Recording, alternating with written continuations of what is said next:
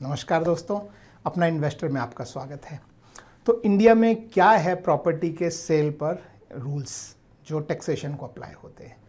तो अगर आपने कोई प्रॉपर्टी सेल की है, यानी पहले वो आपके नाम पे थी, अब आपने उसे बेच के किसी और को दे दिया है, तो उस पर टैक्स इंडिया में लगता है। पहली बात तो कुछ लोगों को लगता है कि टैक्स नहीं लगता है, तो उस पर टैक्स लगता है।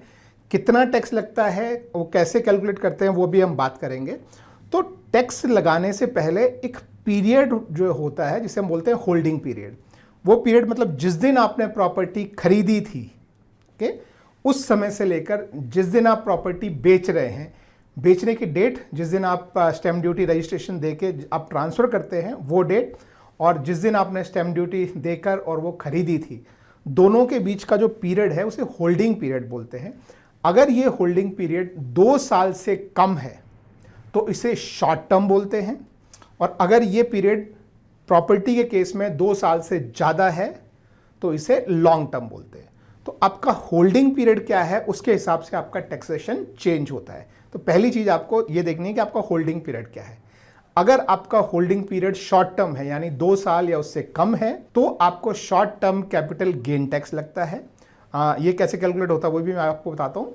लेकिन अगर आपका होल्डिंग पीरियड 2 साल या उससे ज़्यादा है तो आपको long term capital gain tax लगता है। वो भी अभी हम कैलकुलेट करेंगे कैसे लगता है, ठीक है। तो holding period short term capital gain, holding period long term capital gain tax. तो अब बात करते हैं कि ये कैलकुलेट कैसे करते हैं, कितना कैलकुलेशन होगा। तो मान लीजिए जैसे आपने आज कोई प्रॉपर्टी जो है वो 10 लाख में आपने बेची, और ये प्रॉपर्टी आपने 1 साल 1.5 साल यानी 2 साल से पहले आपने खरीदी थी।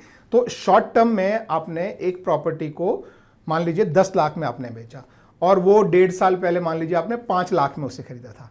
तो आज आपका जो सेलिंग प्राइस है उसमें से आप आपका बाइंग प्राइस निकालेंगे, तो वो आपका शॉर्ट टर्म कैपिटल गेन होगा, ठीक है, शॉर्ट टर्म कैपिटल गेन। और उस अमाउंट पे, यानी आज का आपका जो बेचने का प्राइस है माइनस जो बाइंग प्राइस था, उसमें से जो उनका डिफरेंस है वो आपका कैपिटल गेन है, और उस पे आपको जो है वो टैक्स भरना है। अब टैक्स कितना भरना है, तो जो भी आपका इनकम स्लैब है, अगर आप 0% इनकम स्लैब में आते हैं तो 0%, 10% में आते हैं तो 10, 20 में आते हैं तो 20, 30 में आते हैं तो 30। तो आपकी इनकम स्लैब के हिसाब से आपको short term capital gain tax भरना होता है आपकी प्रॉपर्टी पे। लेकिन कुछ इंपॉर्टेंट चीज़ें हैं जो आपको ध्यान रखनी है। इसमें आप कुछ डिडक्शंस ले सकते हैं। जैसे आपने मान लीजिए प्रॉपर्टी खरीदते समय कुछ खर्चे किए थे, मान लीजिए ब्रोकर को पैसा दिया था या स्टैम्प ड्यूटी रजिस्ट्रेशन की फ़ीस दी थी, वो आप उसमें से डिडक्ट कर सकते हैं। ऐसे ही बेचते समय भी अगर आपने कुछ खर्चे किए हैं, जैसे कि किसी एजेंट को आपने फ़ीस दी है, प्लीज़ ध्यान रखें इनकी सबकी रिसिप्ट होनी चाहिए आपके पास। सिर्फ हवा में कैश में पेमेंट दिया है तो वो नहीं माना जाता है। आपके पास प्रॉपर बिल रिसिप्ट होने चाहिए इन सब के। अगर वो हैं तो आप उनका डिडक्शन, तो यानी आपका जो सेलिंग प्राइस है माइनस आपका buying price minus stamp duty minus registration minus agent fee, वो सब करके आपका शॉर्ट टर्म कैपिटल गेन निकल के आता है। आप उस पर अपने टैक्स स्लैब के हिसाब से, अगर आपका स्लैब 0 है तो 0%, 30% पर जाता है तो 30% आपको भरना है। तो 2 साल से कम के लिए ये हो गया। अब अगर पीरियड आपका होल्डिंग पीरियड 2 साल से ज़्यादा है, यानी आपने प्रॉपर्टी आज बेची है और वो 2 साल से पहले 3 साल 5 साल 10 साल 20 साल 50 साल पहले खरीदी थी, तो उसका कैलकुलेशन कैसे होता है। तो वो पीरियड जैसे मैंने बताया वो लॉन्ग टर्म पीरियड होता है, और उस पे जो आपको प्रॉफिट होता है उस पर long term capital gain tax लगता है, LTCG। वहाँ पे STCG लगता था, यहाँ पे LTCG टैक्स आपको जो है वो लगता है। अब ये कैलकुलेट कैसे होता है, इसका कैलकुलेशन का तरीका थोड़ा अलग है। तो यहाँ भी जैसे मैंने आपको बताया कि आपका आज का जो सेलिंग प्राइस है माइनस जो भी आपका बाइंग प्राइस था, हो सकता है 20 साल पुराना हो, 30 साल पुराना हो, बाइंग प्राइस आपका जो भी एग्रीमेंट में लिखा हुआ है वो आप उसमें से डिडक्ट करेंगे, माइनस ऑल द एक्सपेंसेस जो आपने उसमें किए हैं, स्टैम्प ड्यूटी रजिस्ट्रेशन एजेंट फ़ी, आपके सेलिंग टाइम में भी कुछ एजेंट की फ़ी होगी या कुछ भी और एक्सपेंसेस है वो भी आप उसमें से माइनस करेंगे। फिर आपका निकल के आया लॉन्ग टर्म कैपिटल गेन्स, ठीक है। अब इस पर एक बेनिफिट होता है जिसे बोलते हैं इंडेक्सेशन। अब ये इंडेक्सेशन क्या होता है, शॉर्ट में मैं आपको समझाता हूँ।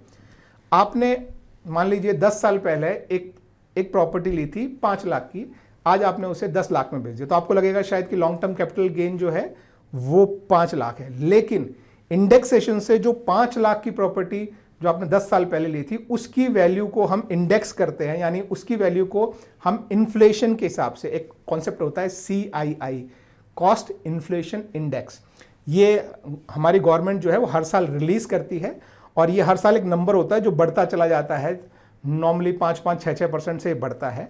तो आपका जो इन्फ्लेटेड वैल्यू है जो आपने 5 लाख की खरीदी उसका इंडेक्स्ड वैल्यू आज की डेट में निकालते हैं। तो वो इंडेक्स वैल्यू आप निकालेंगे तो हो सकता है वो 5 लाख की इंडेक्स वैल्यू लगभग 6 लाख हो जाए।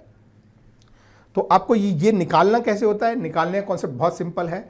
आप इंटरनेट पे या कहीं भी CII या cost inflation index numbers for India आप सर्च कर लें, आपको एक लिस्ट मिलेगी जहां पे हर साल का नंबर होगा।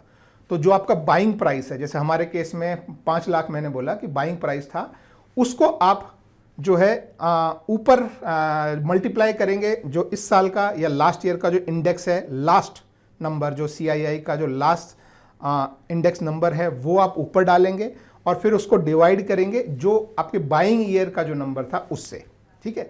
तो आपकी वैल्यू निकल के आ जाएगी। मान लीजिए कि इस केस में जो 5 लाख से आप ये दोनों करेंगे तो 6 लाख पे वैल्यू आ जाएगी। तो आपका जो प्रॉफिट जो है वो सिर्फ, अब आपने 10 में बेचा तो प्रॉफिट 5 लाख की बजाय सिर्फ 4 लाख रह गया। तो अब 4 लाख पे आपको टैक्स भरना है, long term capital gain tax. अब वो भरना कितना है? वो फ्लैट रेट है इंडिया में 20%। आपको जो भी आपका प्रॉफिट हुआ है इंडेक्सेशन का बेनिफिट लेने के बाद जो आपका प्रॉफिट हुआ है उस पर फ्लैट 20% आपको टैक्स भरना है। तो आई होप ये कॉन्सेप्ट आपको समझ में आया होगा। शॉर्ट में मैं फिर बता दूं, शॉर्ट टर्म कैपिटल गेन 2 साल से कम में जो भी आपको प्रॉफिट हुआ है वो आपकी टोटल इनकम में ऐड होकर आपके स्लैब के हिसाब से टैक्स लगता है।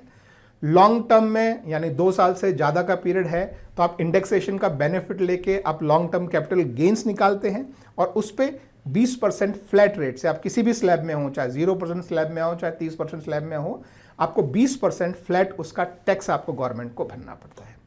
दैट इज इट दोस्तों। आई होप वीडियो आपको पसंद आया हो। पसंद आया तो थम्स अप दीजिए और मेरे चैनल को सब्सक्राइब कीजिए। Bye bye.